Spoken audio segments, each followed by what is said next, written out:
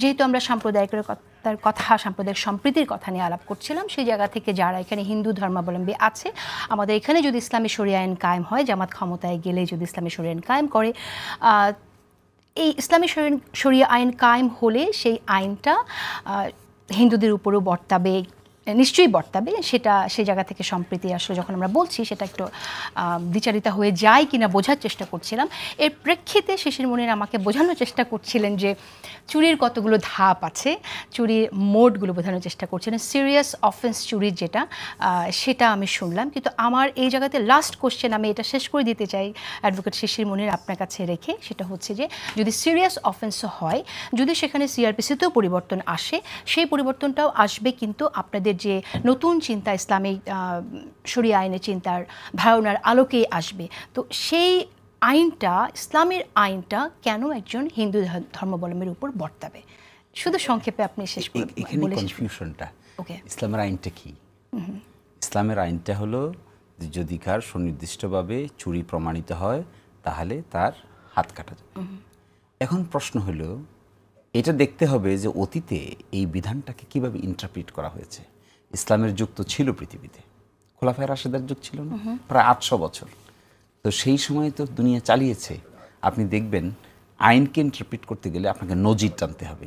আপনি দেখেন তো কয়জন মানুষের হাত কেটেছেন, আর কোন জায়গায় গিয়ে চুরির বিধানটাকে কার্যকর করার ক্ষেত্রে স্টে করে দিয়েছেন, কোন জায়গায় গিয়ে এই বিধানটা হাস কি হাস না, এই প্রশ্ন উত্থাপন হওয়ার প্রেক্ষিতে সুনির্দিষ্ট সিদ্ধান্তের এক্সেপশন তৈরি করেছেন। আমরা যখন খুব ঢিলাঢালাভাবে সরলীকরণ করে ফেলি যে এটা মানেই হলো হাত কাটা, এটা মানেই হলো এই করা, ওটা দিস ইজ মিস ইন্টারপ্রিটেশন। তার মানে আপনারা পরিবর্তন আনবেন না? না, আপনি এই আনাটানের প্রশ্ন না তো, এই যে বাইনারি প্রশ্ন করছেন না, এই বাইনারি না তো ব্যাপারটা। সোশ্যাল এবং আইনের স্ট্যাটাসকে আপনি বাইনারিতে বোঝা যাবে না, বুঝতে হবে পার্টিকুলার ফ্যাক্টের আলোকে।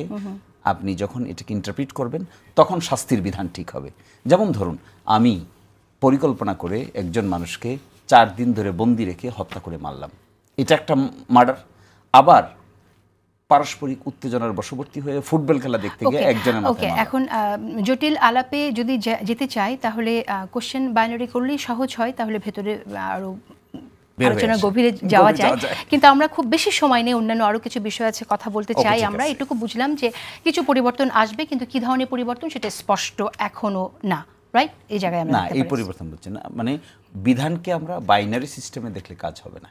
দেখতে হবে বাংলাদেশের দণ্ডবিধিতে যা আছে, এই এর মধ্যে যে পরিবর্তনগুলো যদি আসে, এই পরিবর্তনগুলো আসার সাথে ধর্মীয় বিধান ইমপ্লিমেন্ট করে ভয়ভীতি হওয়ার এখানে কিছু নাই। দিস ইজ ভেরি, মানে ধর্মীয় বিধিবিধান ইমপ্লিমেন্টেড হবে কিন্তু তাতে ভয় পাওয়ার কিছু নাই। এই ক্ষেত্রে আপনি যে কথা বলছেন, মূল আলোচনা শুরু করেছিলেন যে অন্যান্য ধর্মাবলম্বীদের ক্ষেত্রে কি হবে। এই ক্ষেত্রে আপনি দেখবেন সকল ধর্মের জন্যই পেনাল কোড প্রযোজ্য হবে সিমিলারলি, একই রকম।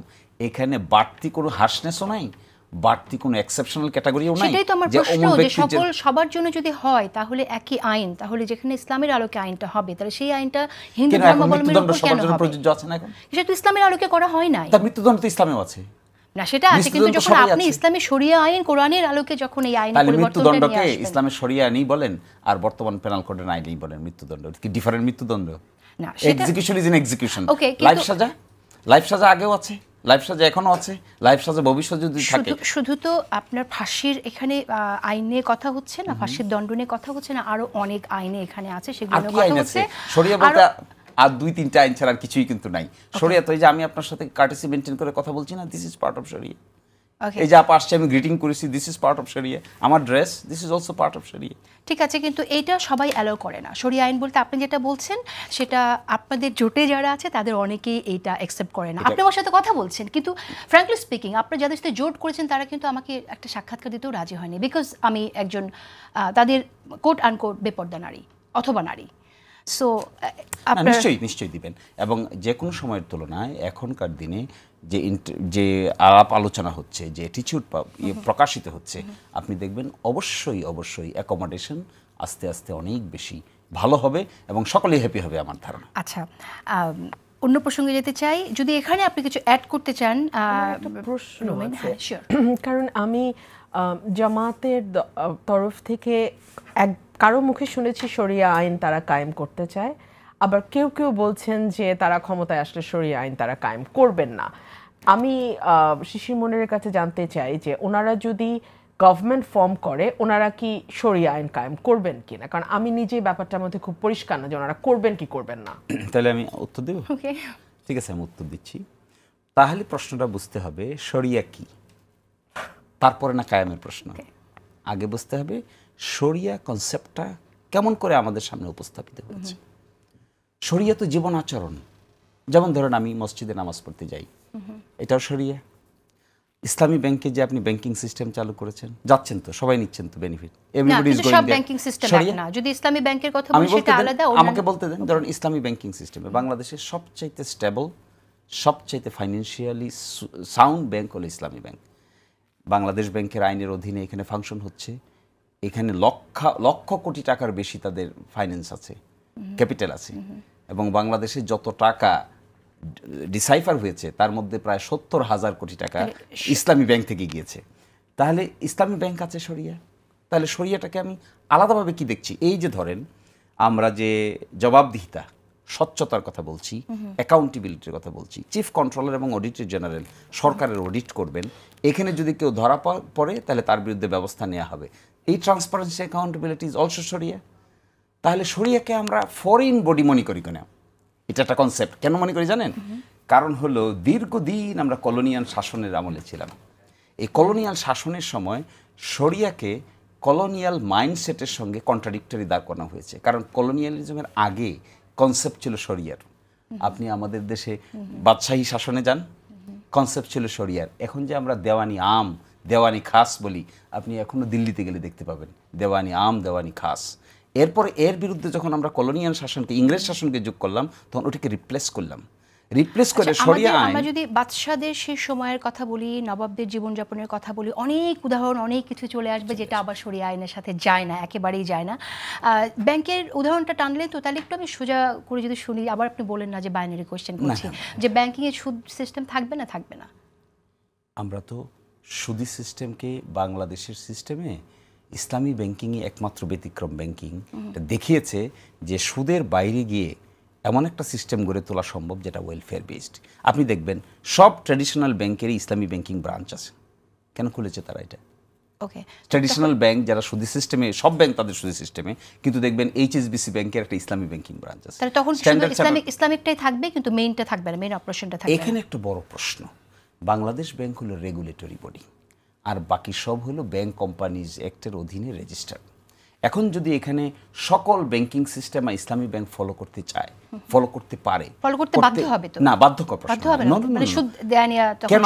আপনি দেখেন স্ট্যান্ডার্ড চার্টার্ড ব্যাংক সৌদি আরবে নাই, স্ট্যান্ডার্ড চার্টার্ড ব্যাংক কুয়েতে কাতারে নাই, এইচএসবিসি ব্যাংক কুয়েতে কাতারে নাই। বাংলাদেশ ব্যাংক যদি আমাদের ব্যাংকগুলোর জন্য, লোকাল ব্যাংকগুলোর জন্য কোনো রেগুলেশন করে এবং সেটা যদি ইসলামের আলোকে হয়, তাহলে সেখানে সুদ দেয়া নেয়া থাকবে কিনা? তাহলে দেখেন দুটো প্রশ্ন, মানে কেন প্রশ্নটা বলছি আবার।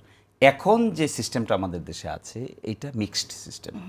ইসলামী ব্যাংকিং সিস্টেম আপনি চালু করতে পারবেন, ট্র্যাডিশনাল সিস্টেমেও চালু করতে পারবেন। ট্র্যাডিশনাল সিস্টেমের মধ্যে ইসলামী ব্যাংক 81 সালে এসেছে, পরে এসেছে, তার আগে অন্যান্য ব্যাংকগুলোর এক্সিস্টেন্স ছিল। এটাকে বাইপাস করে উল্টা দিকে চিন্তা করেন, সব ইসলামী ব্যাংক হয়ে গেল। এর মধ্যে দুটো standard chartered bank, HSBC bank, traditional bank, এখানে সে ব্যবসা করতে চাইলো। ব্যবসা তো সবসময় লোকাল হয় না, এটা তো একটা ইন্টারন্যাশনাল ক্যারেক্টার থাকে। তখন আপনি নিশ্চয়ই এই বিজনেস কর্মকাণ্ডকে তো আপনি ডিনাই করতে পারবেন না, এটা ওয়ার্ল্ড ওয়াইড হবে। আপনি যখন সৌদি আরবের সঙ্গে বিজনেস করবেন তখন এক কথা, আপনি যখন সুইডেনের সঙ্গে বিজনেস করবেন তখন আরেক কথা। ওদের এখানে তো শরিয়া ব্যাংক সব নাই, তখন আপনি কি করবেন? তখন আপনি বলবেন যে সব মানে সুদ ব্যবস্থা থাকবে? এটাও তো উত্তর না। থাকবে কি থাকবে তো উত্তর না। উত্তরটা কি জানেন? উত্তরটা হলো এই যে একটা ব্যবস্থাপনাকে আপনি যদি থাকবে কি থাকবে না বলেন, তাহলে তো আপনি আনসার পাবেন না। আপনি বলবেন যে ওই পার্টিকুলার কনটেক্সটটাকে ম্যানেজ করার জন্য কি ইফিসিয়েন্সি বিল্ড আপ হবে। এটা মেবি কোশ্চেন। আমি উত্তর পাচ্ছি না ব্যারিস্টার রুমিন। শিশির মনির, আমরা দুজনেই সুপ্রিম কোর্টে প্র্যাকটিস করি, উনি খুব চমৎকার আর্গুমেন্ট রাখেন। আজকেও উনি খুব চেষ্টা করছেন ওনার কেসটাকে প্রুভ করার, বোঝানোর, বাট এটা আমাদের দুজনের ব্যর্থতা, কারণ আমিও বুঝতে পারছি না। বরং আমার কাছে যেটা মনে হয়েছে, আমার ভাই অ্যাকোমোডেটিভ ইসলামের কথা বলছেন, যে ইসলামটা সময়ের সাথে, পারিপার্শ্বিকতার সাথে এবং পরিস্থিতির সাথে কিছুটা অ্যাকোমোডেট করে চলে। ফর এক্সাম্পল, এটার খুব চমৎকার একটা উদাহরণ হতে পারে আমরা যদি ওনাদের ডাকসু প্যানেলটা দেখি। এই ডাকসু প্যানেলে আপনি ক্ষুদ্র নৃগোষ্ঠীর একজন সদস্য পেয়েছেন, আপনি একেবারে ইসলামী শরিয়া অনুযায়ী পর্দা করা নারীরা সেখানে যেমন কন্টেস্ট করেছে, আবার আপনার মতো আমার মতন বাঙালি সাজ করা নারীও সেখানে একটা অংশ হয়েছে। সো এটাকে আমি একটা ডাইভার্সিফাইড একটা প্যানেল আমরা দেখেছি, এবং এটা কিন্তু বলা হয় যে তাদের জয়লাভের একটা বড় কারণও ছিল একটা ডাইভার্সিফাইড প্যানেল। এখন প্রশ্ন আসতে পারে যে ইসলামের এই জিনিসগুলো পরিবর্তন করা যায় কিনা, বিকজ জামায়াতে ইসলাম নামটার সাথে কিন্তু ইসলাম ওতপ্রোতভাবে জড়িত। সুতরাং ইসলামকে আপনি সময়ের সাথে কতটুকু অ্যাকোমোডেট করতে পারেন, কতটুকু পরিবর্তন করতে পারেন, বিশেষ করে কোরআনিক আইন যেগুলো আছে, সুদ কিন্তু কোরআনিক, হ্যাঁ, তারপরে আপনার জেনার শাস্তি কিন্তু কোরআনিক, একদম স্টোন টু ডেথ, একেবারে পাথর নিক্ষেপ করে, আবার 4 জন চাক্ষুষ সাক্ষী লাগবে। আজকাল যেমন ঠাস করে আপনি একজনকে স্টিগমাটাইজ করছেন, সরি, ইসলাম ওটা এলাও করে না। 4 জন চাক্ষুষ সাক্ষী উপস্থিত থেকে সাক্ষ্য দিতে হবে। It is very difficult, very very difficult. এখন আপনি কি সেই আইন আনবেন কিনা, কারণ এটা আপনি বদলাতে পারবেন না তো, এটা তো কোরআন। কোরআনে না থাকলে সুন্নাহ, সুন্নায় না থাকলে ইজমা, ইজমায় না থাকলে কিয়াস। সো এটা 4টা ধাপ, মানে এটা একটা ইটস আ লং প্রসেস। কিন্তু যেগুলো কোরআনে ভেরি লাউড অ্যান্ড ক্লিয়ার, ওগুলাতে আপনি অ্যাকোমোডেট করতে পারেন কিনা, না আপনি পারেন না। কোরআনে যা আছে ওটা আপনি কম বেশি বাড়িয়ে কমিয়ে করতে পারবেন না। আপনি যদি ইজমা কিয়াস পর্যন্ত যান, এত ভেগ কোনো বিষয় থাকে, সেখানে আপনি সেটা অ্যাকোমোডেট করতে পারেন। আচ্ছা, এটা আমি যতটুকু বুঝেছি আমার ভাইয়ের কথায়, আমি সেটুকু বললাম।